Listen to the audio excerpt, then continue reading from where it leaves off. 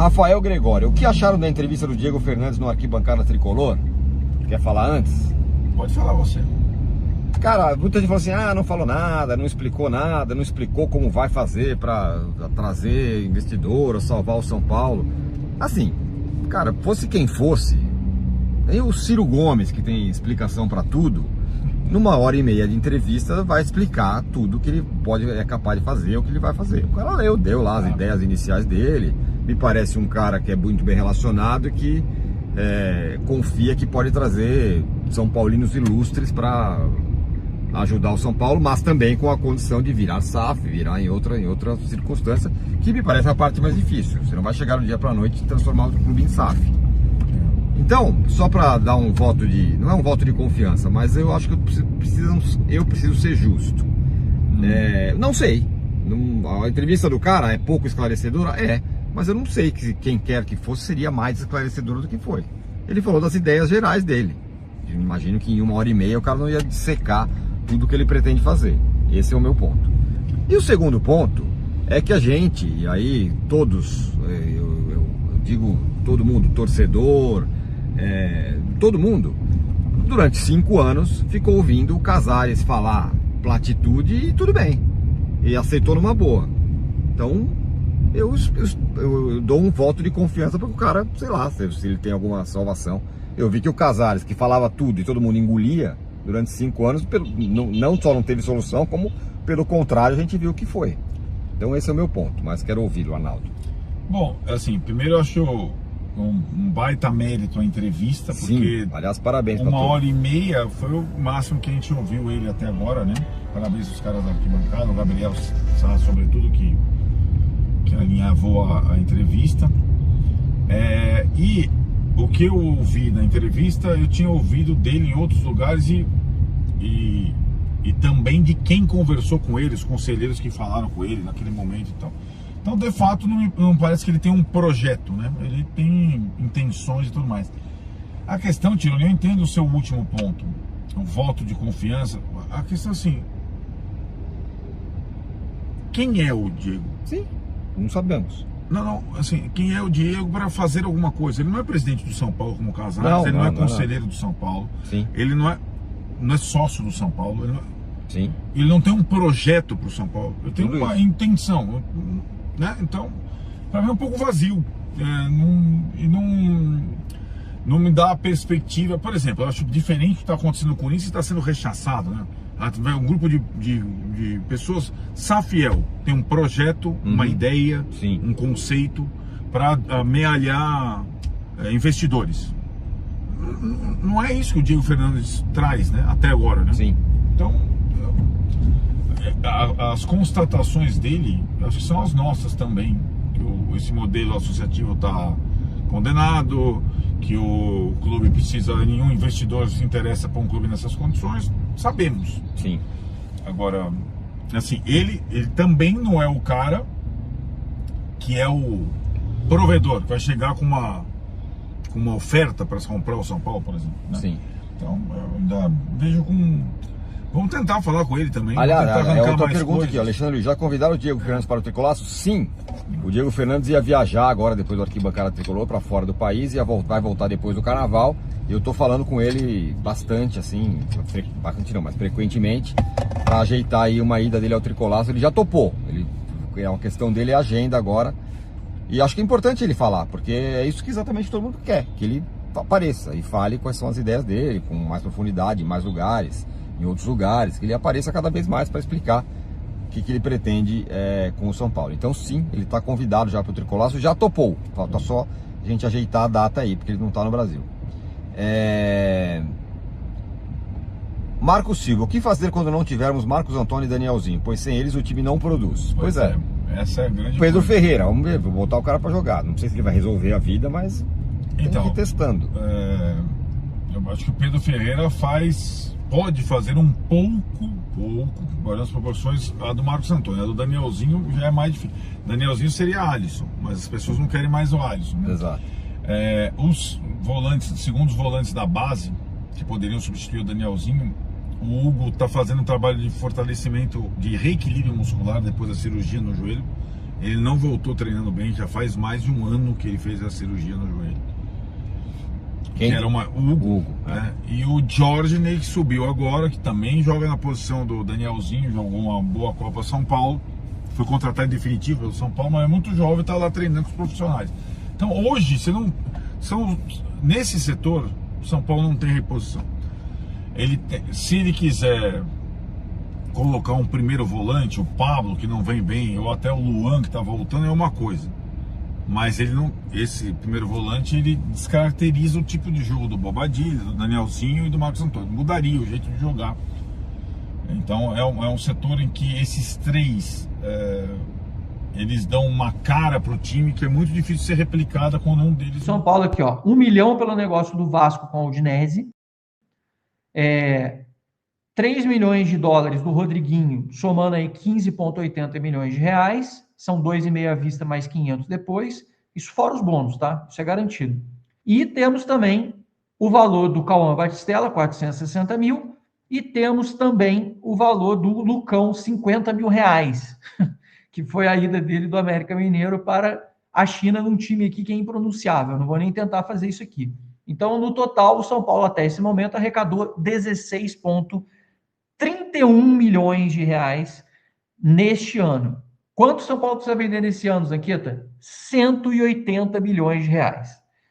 Então, aquilo vai de encontro, isso tudo vai de encontro com o que eu falei para vocês sobre a questão da grana e da remuneração que o São Paulo tem que fazer, principalmente com vendas garantidas no meio do ano, e é uma das coisas que o seu tio Flamengo, que não para de encher o saco sobre o Marcos Antônio, vamos falar sobre isso aqui também, fica perturbando o São Paulo, sabedor que o São Paulo precisa vender 180 milhões de dinheiro e só arrecadou 16 até agora, o Flamengo está ali com a faca sendo amolada, né? Como a gente fala assim, ó, tá assim com o facão, está sendo amolado, porque o Flamengo quer dar o golpe de poder levar o Marcos Antônio.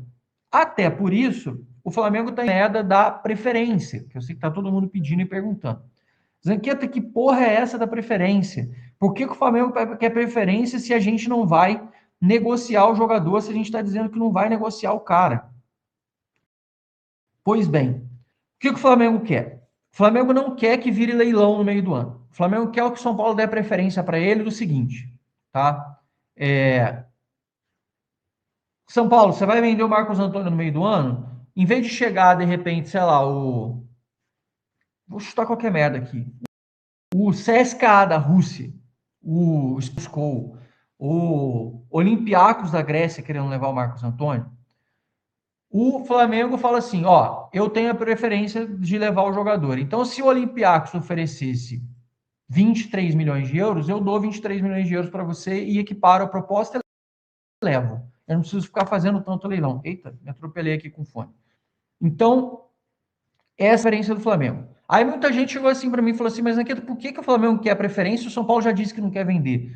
Porque o Flamengo, cara, é aquela loucura de não aceitar o não como resposta. O São Paulo disse não quero vender. Mas você vai vender? Não vou vender. Mas você tem interesse de vender? Não tem interesse de vender. Vai vender. Se no meio do ano a gente vender, a gente conversa. O que o Flamengo quer? O Flamengo quer que o São Paulo dê essa preferência para ele no meio do ano. E aí é o seguinte, o Flamengo oferece para o São Paulo. Essa negociação ainda está em andamento, antes que o pessoal fale assim, mas eu li lá no jogo Dantas do O Globo, que já estava fechado. Calma aí, não porra nenhuma ainda, está negociando. O que o Flamengo está oferecendo para o São Paulo em contrapartida? Essa é a pergunta principal que todo mundo está perguntando. O Flamengo tem uma proposta do Vasco para levar o Alan para lá. O Diniz ligou para o jogador e não sei o quê. O staff do Alan é o mesmo do Giovanni Bertolucci, como eu já tinha falado para você.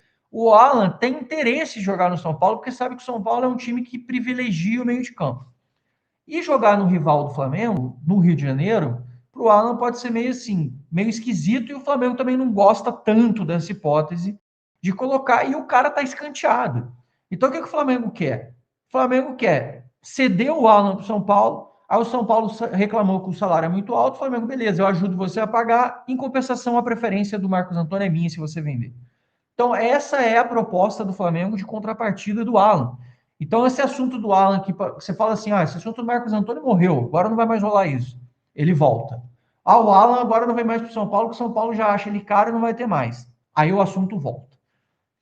É um negócio, cara, vou falar para você, acho que uma das maiores novelas dessa janela é essa porra de Marcos Antônio, Alan e não sei o que vai para cá, vai para lá. Toda janela a gente tem uma historinha, né? Uma novelinha. E dessa vez, a novela do São Paulo está sendo essa aí. E eu acho que no final das contas, ninguém está muito preocupado se essa novela vai acabar ou não vai. Ninguém está nem. Porque assim, a gente não vai vender o Marcos Antônio agora, isso já está dito.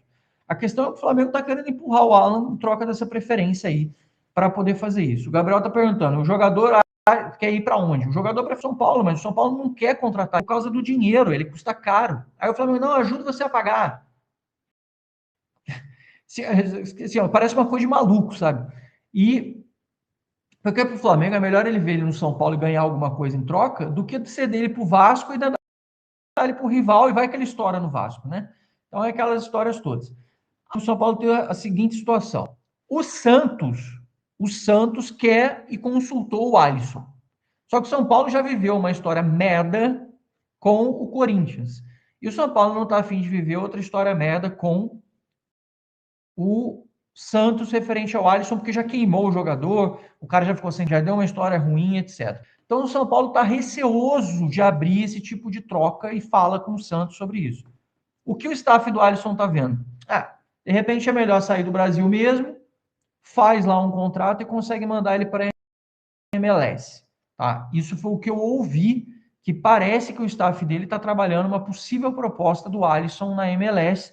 Ele iria para os Estados Unidos, ficaria pelo menos um ano lá, e depois, com a poeira mais baixa, depois dessa confusão toda da não ida para o Corinthians, de repente, ou ele volta para o São Paulo, ou ele pode ser negociado de novo, ou continua nos Estados Unidos, etc. Essa era uma solução pensada pelo staff para poder resolver esse problema. Não parece ser ruim, tá? Essa solução do Alisson, no final das contas, não parece ser ruim.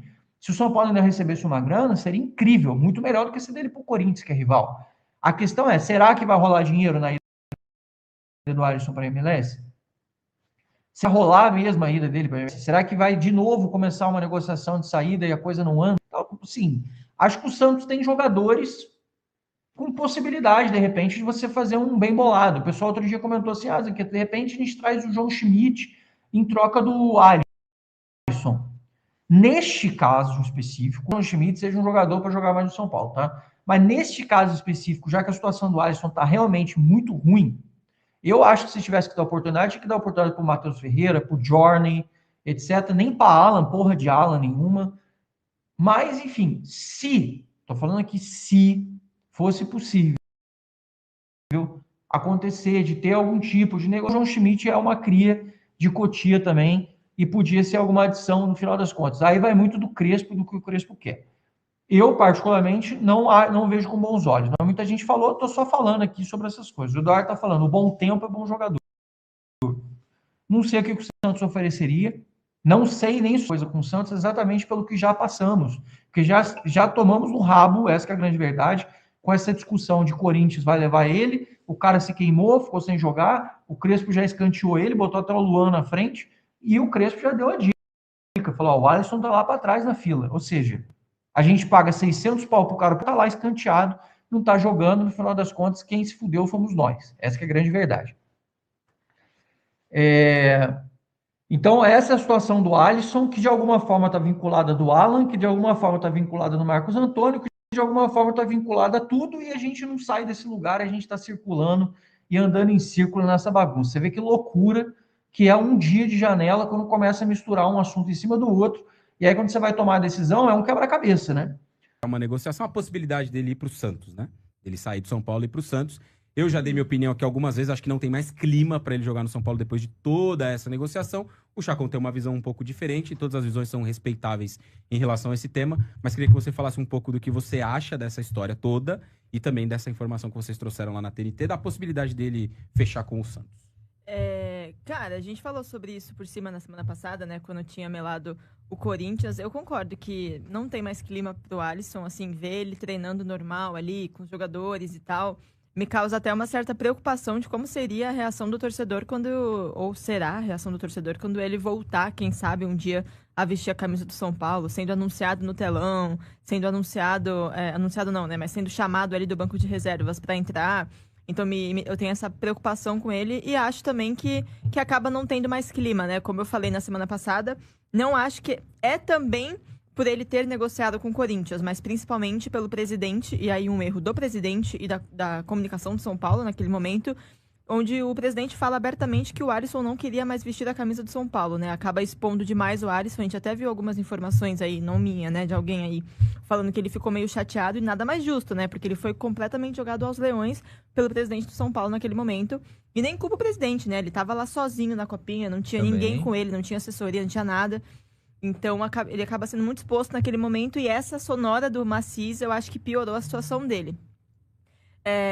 Em relação ao Santos, né, não é uma informação minha, tá? É uma informação do Ricardinho, eu não tenho nada a ver com isso, só pra deixar claro. Porque depois não fui eu que dei.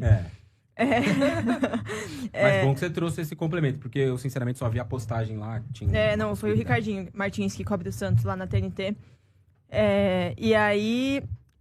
Cara, acho que pro Santos, né? Não sou a maior conhecedora de Santos no mundo, mas acho que pode ser um bom reforço, porque o Ricardinho me falou sobre isso. Ricardinho, muito santista, acompanha muito Santos de perto. Mas, ao mesmo tempo, me passa a impressão que o Alisson também não aprendeu, né? Porque, de novo, ele tá negociando com um rival completamente F das pernas, novamente, pra dar errado é assim, né? Aí, tipo assim, daqui a pouco ele vai zerar o estado, né? De negociações, vai negociar com todos. Eu acho que o Palmeiras não vai ter muito... Aí vai ficar difícil, muito mas... interesse. Enfim, tomara que dê certo. Também não desejo nenhum mal pro Alisson. Cara, o Alisson sempre me tratou muito bem, todos nós. Super gente boa, super educado, pessoa do bem. E espero que ele encontre a melhor versão dele de novo em outro clube. No São Paulo, acho que vai ser difícil. Eu acho que a Pri, que ela tem uma capacidade muito maior do que a minha, de transmitir a mesma coisa que eu penso, que é... não tem clima, mas eu acho que ele não é um dos maiores culpados nessa história toda, até porque o São Paulo errou nisso, e isso que eu tentei transmitir. Aí tem a ala do chilique, né, que é natural, né?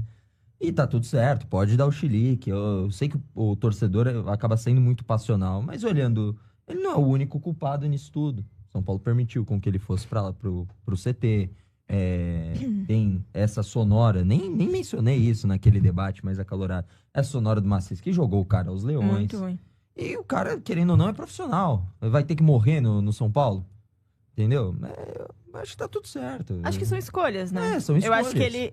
Um jogador eu também acho que não tem mais clima. Não acho que... Nossa, Alisson titular... Deus. Não é isso. Pelo amor de Deus. Eu acho que assim, a ação dele de querer sair, que é justa... Perfeito, assim, ele buscar um outro lugar para ele jogar, entender que no Corinthians talvez ele ia ter um espaço para retomar um desempenho que ele já teve na carreira. Acho que é justo, legítimo. Ele só vai, a partir do momento que esse negócio não se concluiu, colher o fruto disso, né? Que é o torcedor ficar na bronca, que eu acho que é absolutamente natural também. Mas, enfim, a gente vai acompanhar aí, ao longo dessas próximas semanas, próximos dias, se esse negócio do Alisson com o Santos vai, de fato, caminhar, vai evoluir para uma negociação. O Crespo até falou sobre o Alisson nessa semana, né? Disse que ele não disse exatamente isso, mas nas entrelinhas ele voltou pro final da fila e vai ser difícil. Agora ele tem espaço, vai demorar. O Crespo até diz, né? Tá difícil conquistar um espaço até para ficar no banco nesse momento. Então o Alisson tá meio fora ali dos planos. Acho que se ele ficar pra temporada, ele vai acabar sendo utilizado em algum momento e a gente vai ter que observar quais serão as reações, né, da torcida. Um detalhe para acrescentar, né? Eu concordo super que o cara é profissional e ele escolhe o que ele quiser, onde ele quiser jogar, quando ele quiser. Até porque, enfim, ele não tem nenhum vínculo bizarro com o São Paulo, como tem alguns jogadores hoje, né? Que eu acho que se negociam com o Corinthians, a torcida vai atrás do cara, sei lá. Mas são escolhas também, né? Ele escolheu negociar com o Corinthians e ele não é burro. Ele sabe que isso seria o fim da história dele no São Paulo, porque a rivalidade é isso, né? São pouquíssimos os casos de jogadores que conseguem manter uma boa relação nos dois lados. Pouquíssimos. Existe. Mas Danilo mas não acho que o Alisson é uma grande referência do tipo, caramba, ele foi tão campeão aqui que a gente vai perdoar ou ele jogar no fulano, sabe? Enfim, são escolhas. Ele fez a dele e aí consequências da vida, né?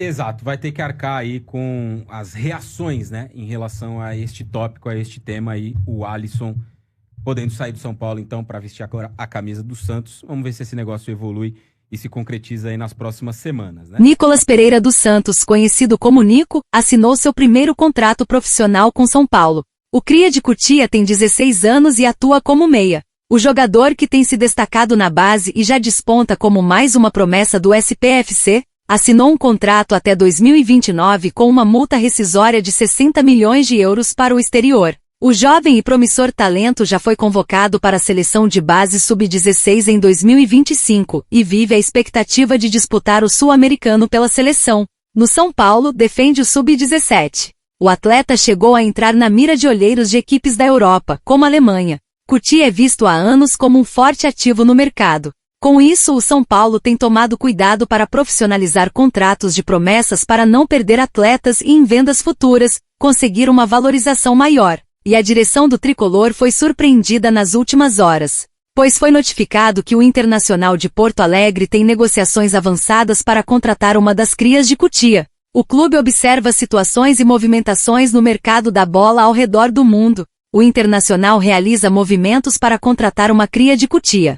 Trata-se do jovem zagueiro Lucas Fasson, jovem atleta de apenas 24 anos de idade e que atualmente está no futebol russo, onde vem se destacando. Segundo informações do jornalista Lucas Colar, o Colorado abriu negociações com o staff do jogador que tem contrato com os russos até o meio do ano e já pode assinar um pré-contrato com outro clube. O atleta se mostrou animado com a possibilidade de retornar ao futebol brasileiro. Defensor canhoto, o atleta surgiu nas categorias de base do tricolor paulista. Por aqui, não conseguiu se firmar e se transferiu ainda cedo para o futebol do exterior. O atleta acumula passagens por La Serena do Chile e Atlético Paranaense e também pelo Lokomotiv Moscou da Rússia. E aí, torcedor, você tem aprovado as medidas adotadas pelo novo presidente do São Paulo, Arrim Assis? Deixe a sua opinião nos comentários. Pausa de 5 segundos para pedir a sua ajuda ao nosso canal com o seu like e se inscrever se ainda não for um inscrito.